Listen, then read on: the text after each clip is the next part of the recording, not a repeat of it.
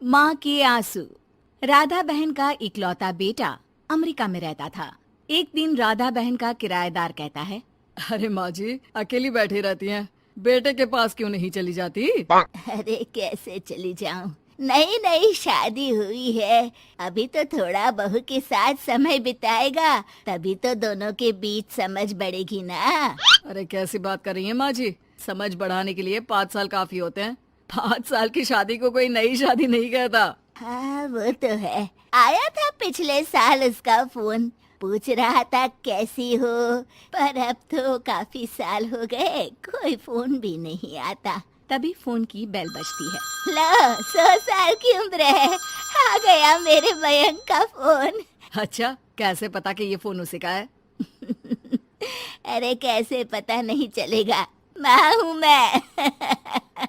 अरे रहने दो माँ जी, 1 साल से जिसका फोन नहीं आएगा वो अब क्या करेगा? होता भी वही है। फोन पर मयंक है। कैसी हो माँ?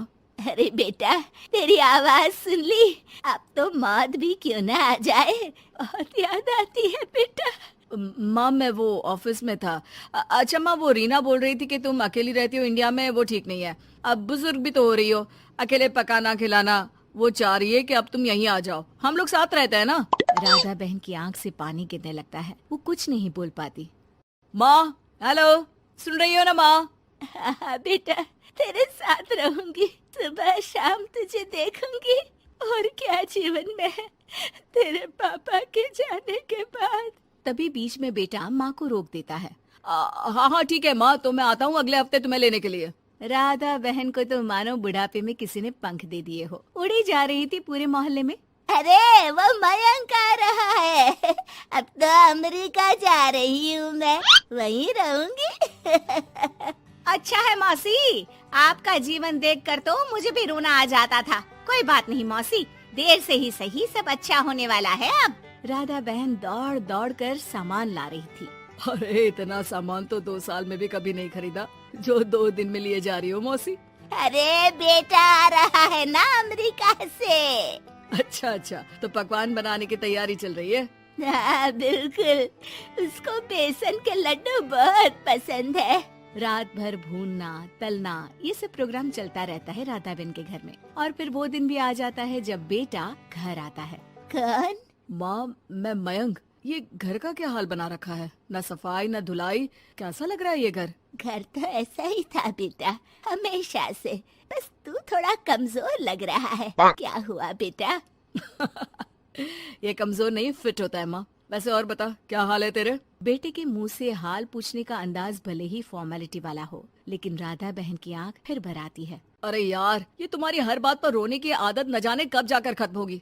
सही कहती है रीना तुम्हारे लिए। रीना बहू क्या कहती है मेरे लिए? यही के बस यही एक आदत है तुम्हारी माँ की, इमोशनल ब्लैकमेल। अरे यार, अब इसमें रोने की क्या बात है?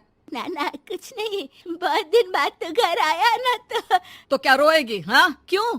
अच्छा ये ले, तेरे लिए रात भर बैठकर ये बेसन के लड्डू बनाए हैं, और ये अचार तुझे बहुत पसंद है ना? पसंद है नहीं माँ, पसंद थे। अब तो फिटनेस के लिए ये सारी फालतू चीजें मैं खाता भी नहीं हूँ। ये फालतू चीजें खाकर ही तो तू बड़ा हुआ है बेटा। अब रहने दे माँ, क्या क्या खिलाकर बड़ा किया है, मुंह मत खुलवा। कौन देशी घी में शक्कर डालकर पराठे के साथ खाता है? वो तो तुझे पसंद थे ना बेटा, तभी तो बनाती थी, नहीं बनाती थी तो रोता था तू। अरे तो रोने देती ना माँ, अब सारी समस्या उसी खाने से है शरीर में। वो तो भला हो रीना का, जो हेल्दी डाइट देकर सब मेंटेन कर रही है। राधा बहन बेटे की आने की खुशी में इतनी दीवानी थी कि उसे बेटे के बात का अंदाज और लहजा समझ में नहीं आ रहा था। अच्छा अच्छा रुक, पालक वाली दाल बना देती हूँ।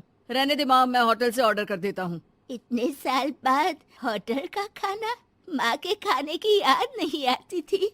अरे माँ, फिर इमोशनल डायलॉग, प्लीज माँ। अच्छा सुन, बहुत कम वक्त है हम लोगों के पास, जल्दी जल्दी सारी पैकिंग कर ले। और हाँ, इस घर को बेचना होगा। कैसी बात कर रहा है, तेरे पापा और मैंने एक एक पाई जोड़कर इस मकान को बनाया था। हाँ पर तू जा रही है ना, फिर कौन मेंटेन करेगा? कैसे क्या होगा माँ, मैं तो अब इंडिया आऊंगा भी नहीं। बेटा तो सो जाता है, लेकिन माँ घर का एक एक कोना घूम घूम कर देखती है। सही बात है, क्यों मोह माया जोड़ रही हूँ मैं इस घर से? आखिर बेटे के साथ रहना ही तो होता है हर माँ बाप को। लेकिन इनकी यादें हर एक कोने में है।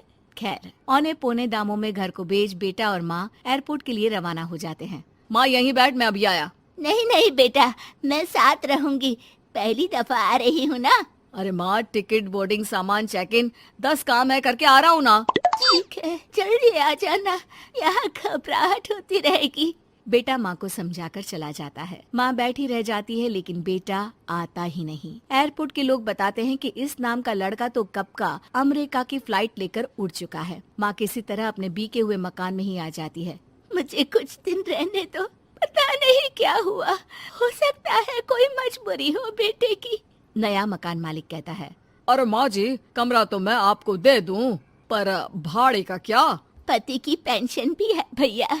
ठीक है, आप आराम से रहिए, लेकिन एक बात बताइए, आप किसी रिश्तेदार के घर क्यों नहीं चली जाती? अरे कैसी बात कर रहे हैं आप, मेरा बेटा कभी भी आ सकता है। अगर मैं उसे यहाँ नहीं मिली तो